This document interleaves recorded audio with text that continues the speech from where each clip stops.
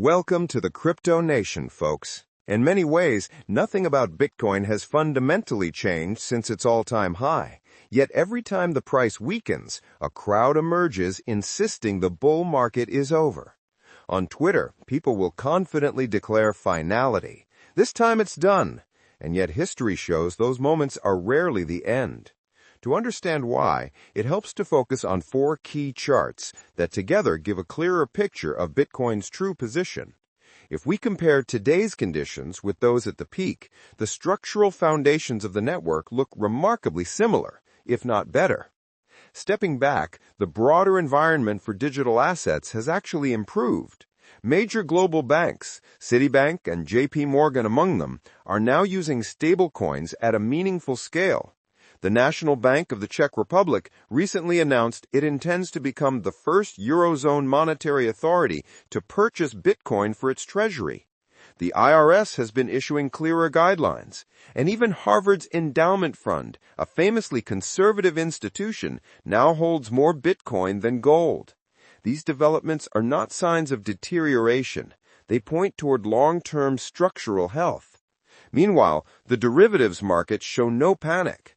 CME futures open interest is not exploding upward in a way that signals reckless leverage, nor collapsing in a way that signals deep structural exit.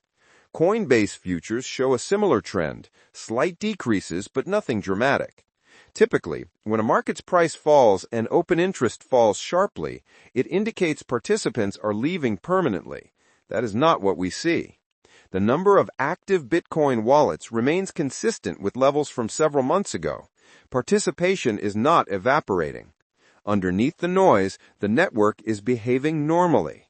For investors, the situation is not unlike the simple logic of shopping. If you already like apples, you should like them even more when they're on sale.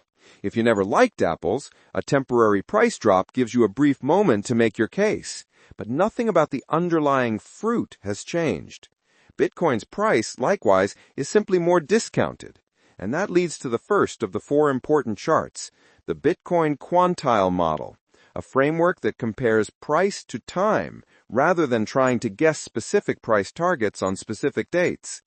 This model relies on Bitcoin's power law behavior, a statistical relationship that has predicted long-term price evolution with striking accuracy. While no model can guarantee short-term movements, the power law approach simplifies valuation by recognizing how Bitcoin typically matures.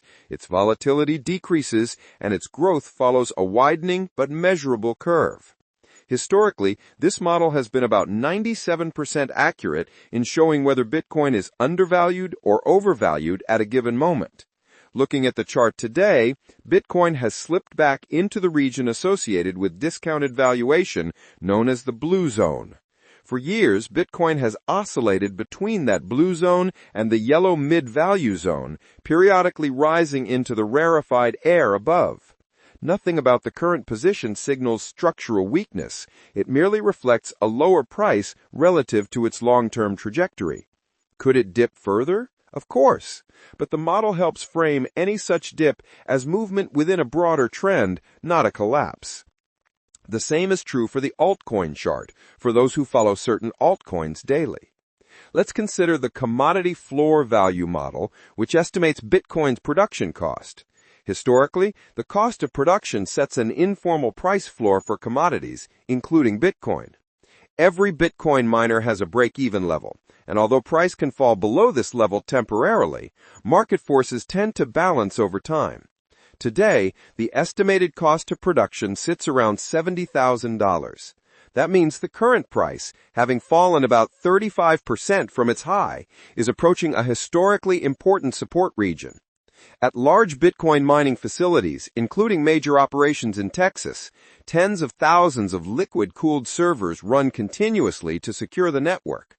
These operations reflect substantial capital investment and long-term commitment. When the price falls near production cost, miners tend to reduce mining or shut down inefficient machines. This behavior reinforces the floor.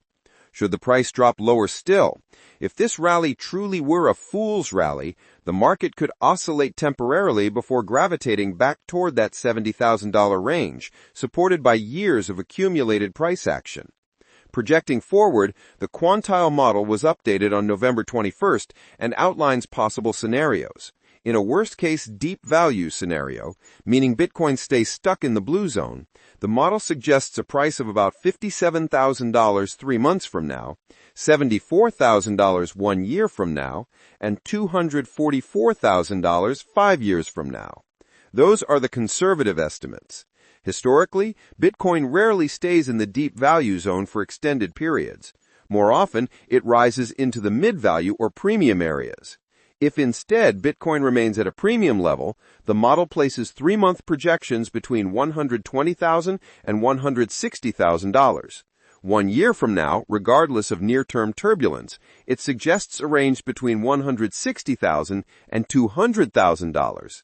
5 years out, the premium scenario points toward $529,000 to $591,000 per coin. Higher still if Bitcoin enters the elevated rare air regions that historically marked bull market peaks. These projections do not promise outcomes. They illustrate how Bitcoin tends to behave over long horizons.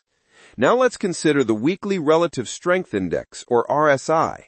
Bitcoin's RSI is extremely oversold, signaling that the recent drop is unusually steep compared with historical patterns. This is not unique to Bitcoin. Ethereum, for instance, has seen its exchange-held supply plummet, an objective on-chain trend indicating accumulation, not distribution. And institutional buyers are not merely whispering. Tom Lee's firm, BIT, reportedly purchased $200 million worth of ETH in a single week and now holds roughly 3% of all ETH in the existence, with a target of 5%. Yet sentiment online remains full of fear. A 35% drop, and the chorus begins. It's over.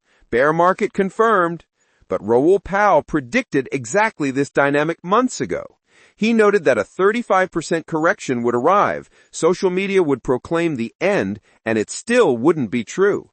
His broader outlook, based on liquidity cycles extended by prolonged high interest rates, projects that the cryptocurrency bull cycle could run into the first or even second quarter of 2026.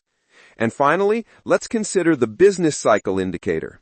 This metric shows that the economy and markets have spent an unusually long time below the 50 level, indicating contraction. Historically, once this measurement breaks back above 50, markets, including Bitcoin, tend to move into elevated territory. We may experience short-term downside, but structurally, the cycle appears poised for expansion. Cathie Wood has a similar perspective on liquidity. She believes that meaningful easing could begin around December 10th, when new economic data emerges and the Federal Reserve reassesses conditions. Her view is that liquidity constraints, which disproportionately affect crypto, will begin to clear by year's end. If so, the broader bull market she anticipates would continue to strengthen. Taken together, these 4 charts paint a consistent picture. Bitcoin's fundamentals remain intact. Many have improved. Price action alone does not define value. Structural factors, from institutional adoption to network participation to on-chain accumulation, suggest resilience, not deterioration. Markets can correct sharply and still remain in long-term uptrends. In fact, they often do. For investors seeking perspective, these models and data points offer grounding amid noise. The cycle is not over simply because sentiment swings negative. The largest gains in past cycles have emerged from moments of uncertainty when the underlying network remains strong. Bitcoin today sits in a discounted range, but the structural story remains unchanged.